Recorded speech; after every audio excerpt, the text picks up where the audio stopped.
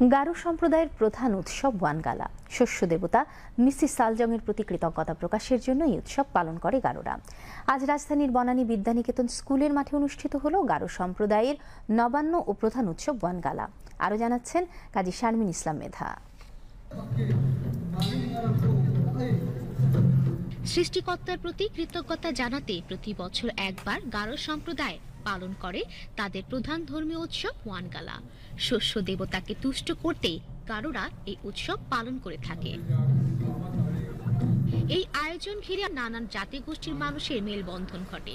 প্রতি বছর ঢাকার গারো জনগোষ্ঠীরা মিলিত হয় ওয়ানগালা উৎসবে। যদিও আমরা খ্রিস্টান ধর্ম বলি, তারপরে আমাদের যে আদি ধর্ম, সাংসারিক ধর্ম, জাতির যে মূল শেখর, সেটা আমরা এখনো ভুলে যাইনি। সেটা ধরে রাখার জন্য আমরা এই শহরে এখনো ওয়ানগালার আয়োজন করে থাকি।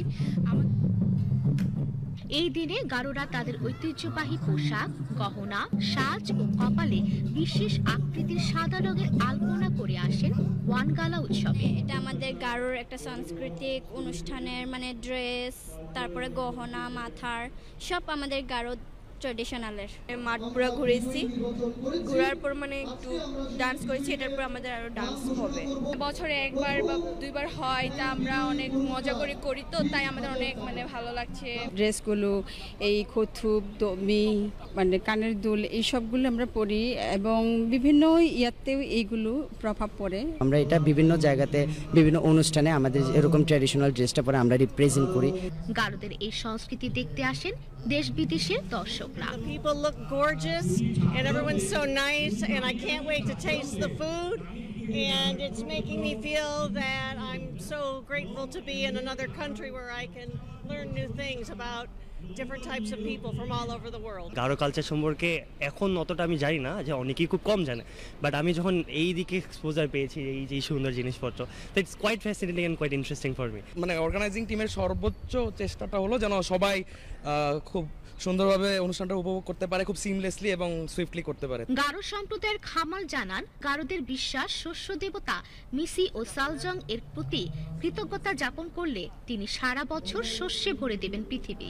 ওনাকে সন্তুষ্ট করলে উনি আমাদের বিশ্বাস, আদি যুগের বিশ্বাস, এবং আমাদের যারা আমরা নন খ্রিস্টান সাংসারিক যেটা বলি, আমাদের বিশ্বাস আছে ওনাকে সন্তুষ্ট করতে পারলে অবশ্যই সে ক্ষেতের ফসলগুলো নষ্ট করবে না এবং ওই ক্ষেতে যায় সে পড়বে না আর কি, ওই আগুনটাকে। এই জন্য আমরা ওনাকে পূজা দিয়ে থাকি। বৃহত্তর ময়মনসিংহ, শেরপুর, টাঙ্গাইল এক সময় গারো সম্প্রদায়ের আধিক্য থাকলেও জীবিকার টানে এখন অনেকেই বসবাস করেন ঢাকায়। তাই প্রতি বছর হেমন্তে নতুন ফসল দেবতাকে উৎসর্গ করতে গারো সম্প্রদায় ঢাকায় পালন করছে এই উৎসব বলে জানান গারো সম্প্রদায়ের ওয়ানগালা উদযাপন কমিটির প্রধান সঞ্চয় নাফাক। এখন পর্যন্ত খুব ভালোই চলছে, সবার সহযোগিতায় খুব সুন্দরভাবেই চলছে। আশা করি সারাদিন খুব সুন্দরভাবেই চলবে। আমরা প্রশাসনের কাছে গিয়েছিলাম আজকের অনুষ্ঠানের জন্য, নিরাপত্তার জন্য ওদের কাছে গিয়েছি, ওনারা আমাদেরকে সাপোর্ট দিয়েছেন। সময়ের পালা বদলে এটি শুধু উৎসবই নয়, ঢাকাবাসীর কাছে একটি মিলন মেলার আয়োজন। কাজী শারমিন ইসলাম মেধা, বিটিভি নিউজ, ঢাকা।